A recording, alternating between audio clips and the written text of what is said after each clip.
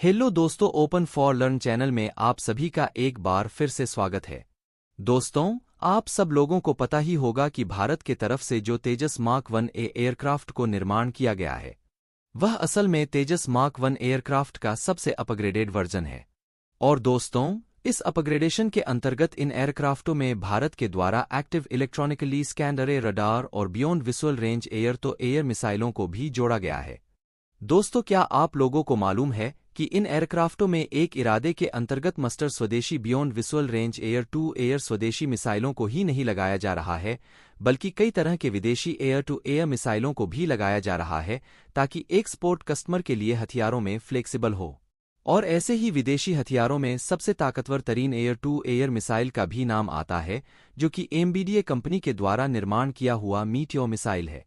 यहाँ पे आप लोगों के जानकारी के लिए बता दूं कि ऑलरेडी इंडियन एयरफोर्स के बेड़े के रफल एयरक्राफ्ट में Meteor beyond visual range air to air missile है, और कुछ रिपोर्टों में दावा किया जा रहा था कि भारत अपने स्वदेशी तेजस मार्क 1 एयरक्राफ्टों में भी मीटियोर जैसे ताकतवर तरीन एयर टू एयर मिसाइल का इस्तेमाल करेगा।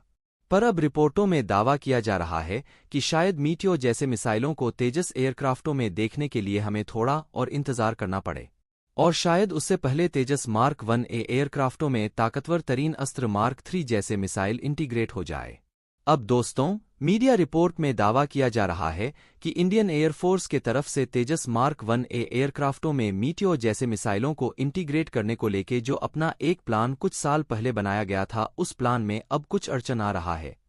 खासकर के इन मिसाइलों के निर्माता अर्थात एमबीडीए कंपनी की तरफ से तेजस मार्क 1 एयरक्राफ्ट में इस्तेमाल होने वाले रशियन ओरिजिन इक्विपमेंट और इजरायली राडार की वजह से मिसाइलों के इंटीग्रेशन के जो कंपैटिबिलिटी है, उसके इश्यूज का जिक्र किया जा रहा है। मतलब इजरायली रडार होने के कारण जहां पे एमबीडीए के मीटियोर मिसाइलों को इसमें इंटीग्रेट करना थोड़ा मुश्किल हो सकता है, वहीं पे रशियन ओरिजिन इक्विपमेंट होने के कारण यूरोप के ये कंपनी थोड़ा बहुत हिचकिचा रहा है। मतलब दोस्तों, मीटियोर जैसे मिसाइलों को तेजस एयरक्राफ्टों में इंटीग्रेट करने को लेकर केवल मात्र टेक्निकल चैलेंज नहीं है, बल्कि यहाँ पे एक पॉलिटिकल चैलेंज भी है। और आप लोगों को बता दूं कि अगर मीटियोर जैसे मिसाइलों को तेजस एयरक्राफ्टों में इंटीग्रेट कर दिया जाता है, तो केवल तेजस एयरक्राफ्टों को दुनिया के सबसे ताकतवर एयर टू एयर मिसाइल ही नहीं मिलेगा, बल्कि एक ऐसा मिसाइल मिलेगा जो कि 150 से 160 किलोमीटर दूर तक टारगेट को निशाना बना सकेगा। और इंडियन एयरफोर्स के इन एयरक्राफ्टों को 60 किलोमीटर से भी अधिक के नो-स्केप जोन प्रोवाइड करेगा। हालांकि दोस्तों, इस तरीके के मुश्किल के बावजूद भी बताया जा रहा है कि भारत और एमबीडीए के बीच में मीटियोर जैसे मिसाइलों को भारत के एयरक्राफ्ट में इंटीग्रेट करने को लेकर लगातार नेगोशिएशन किया जा रहा है। वहीं पे एमबीडी कंपनी की तरफ से भी यह इशारा दिया गया है कि एक बार भारत के एयरक्राफ्ट में स्वदेशी रडार, मतलब डीआरडीओ के तरफ से डेवलप किए जाने वाले उत्तम active electronical scan array radar लगने के बाद इन एयरक्राफ्ट में, खासकर के तेजस मार्क 1 और तेजस मार्क 2 जैसे एयरक्राफ्ट में मीटियोर जैसे मिसाइलों को इंटीग्रेट करने की संभावनाएं हैं। और आप लोगों के जानकारी के लिए बता दूं कि ऑलरेडी भारत के तरफ से उत्तम active electronical scan array radar को तैयार किया जा चुका है, और 41वां तेजस मार्क 1 एयरक्राफ्टों में हिंदुस्तान एयरोनॉटिक्स लिमिटेड के द्वारा इन रडारों को इंटीग्रेट किया जाएगा। जबकि इससे पहले 40 एयरक्राफ्टों में इजरायली निर्मित ELM-2052 active electronical scan array radar लगेगा। मतलब दोस्तों, शायद पहले 40 एयरक्राफ्टों में मीटियोर जैसे मिसाइल ना लग सके, लेकिन 41वां एयरक्राफ्ट से मीटियोर मिसाइल लगने की संभावना काफी अधिक है। जबकि अगर तेजस मार्क 1 एयरक्राफ्ट में मीटियोर मिसाइल लग जाता है, तो तेजस मार्क 2 एयरक्राफ्ट में भी आसानी से मीटियोर मिसाइल लग सकेगा। पर वहीं पे आप लोगों को यह भी बता दूं कि मीटियोर मिसाइलों को भारत के स्वदेशी एयरक्राफ्ट में इंटीग्रेट करने को लेकर जो नेगोशिएशन चल रहा है, इस दौरान डीआरडीओ के तरफ से अपने स्वदेशी सॉल्यूशन को लेकर भी एक प्रॉमिस किया जा रहा है। और दोस्तों, यह स्वदेशी सॉल्यूशन है स्वदेशी अस्त्र मिसाइलों के मार्क 3 वर्जन। दोस्तों, अस्त्र मार्क 3 मिसाइल को असल में अस्त्र श्रेणी के तीसरे मिसाइल के रूप में डेवलप किया जा रहा है, जो कि एक ramjet power air to air missile होगा और रिपोर्ट के मुताबिक एक करीब 300 किलोमीटर रेंज का होगा, जिससे कि इन मिसाइलों की जो रेंज है वो मीटियोर जैसे मिसाइल के मुकाबले में करीब दुगना रहेगा। और कुछ रिपोर्टों में दावा यह भी किया जा रहा है कि इसके जो कुछ कैपेबिलिटी है वह मीटियोर जैसा ही रहेगा, हालांकि कुछ मामलों में यह मीटियोर से भी आगे रहेगा। और यह एक तरीके से इंडियन एयरफोर्स के लगभग सभी स्वदेशी एयरक्राफ्ट में इंटीग्रेट होने वाला है।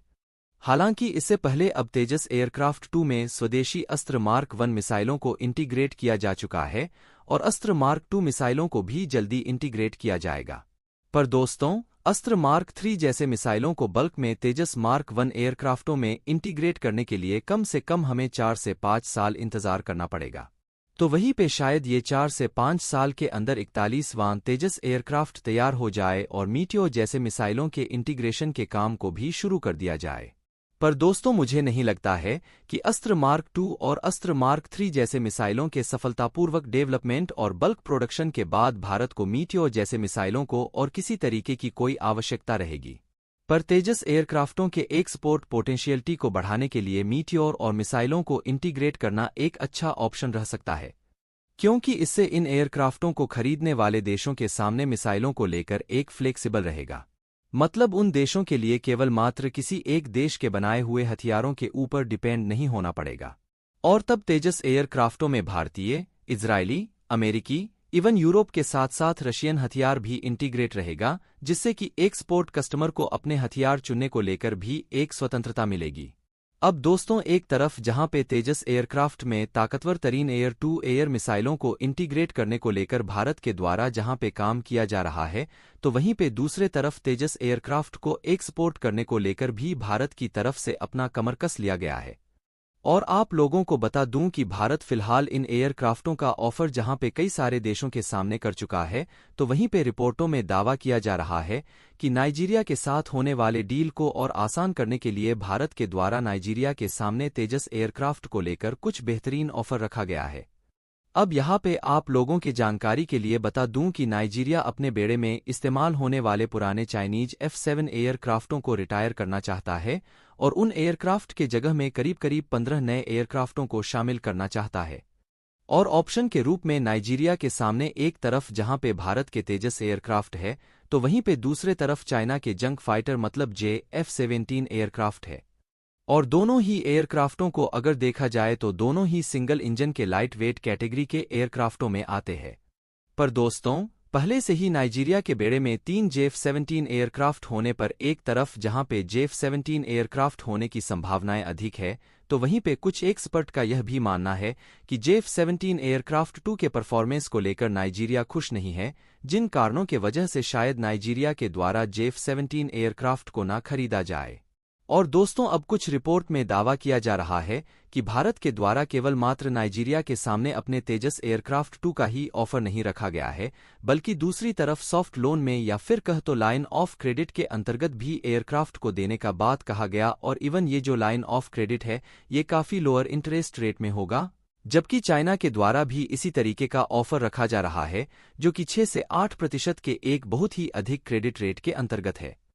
अब यहाँ पे आप लोगों के जानकारी के लिए बता दूं कि लगभग दोनों एयरक्राफ्टों का जो प्राइस है वह $40 मिलियन के आसपास है, लेकिन भारत के तेजस एयरक्राफ्ट में F-17 के मुकाबले में कई सारे एडवांस फीचर और एडवांस कैपेबिलिटी है। खास करके इन एयरक्राफ्ट में जो F-404 अमेरिकी इंजनों का उपयोग किया गया है, उसके स्पेयर पार्ट्स और सप्लाई चेन में अभी तक किसी भी तरीके का कोई इशू नहीं है। जबकि चाइना के एयरक्राफ्ट में RD-93 रशियन इंजनों का उपयोग हो रहा है, जो कि सप्लाई चेन के इशू से गुजर रहा है, और इन कारणों के वजह से पाकिस्तान का भी काफी बड़े मात्रा में एयरक्राफ्ट फिलहाल स्पेयर पार्ट्स के अभाव में और इंजन के मेंटेनेंस के अभाव में ग्राउंडेड है। और ऊपर से वेस्टर्न देशों के द्वारा जिस तरीके से रशियन इक्विपमेंट को लेकर प्रतिबंध लगाया गया है, उससे भी नाइजीरिया को इन एयरक्राफ्ट को खरीदने पे कई तरीके के खतरा आ सकता है। इवन दोस्तों, रिपोर्टों में यह भी दावा किया जा रहा है कि भारत के तरफ से खाली तेजस एयरक्राफ्ट और लोन का ही ऑफर नहीं रखा गया है, बल्कि नाइजीरिया को तेजस एयरक्राफ्ट को लेकर एक बड़ा सपोर्ट देने का भी ऑफर रखा गया है, जिनमें नाइजीरियन एयरफोर्स के पायलटों के भारत में इंडियन एयरफोर्स के स्कूल में ट्रेनिंग का बात भी कहा गया है। और इसके अलावा हिंदुस्तान एरोनॉटिक्स लिमिटेड के द्वारा कम से कम 3 साल तक नाइजीरिया में तेजस एयरक्राफ्ट के ग्राउंड सपोर्ट और मेंटेनेंस को लेकर भी मदद करने का बात को रखा गया है।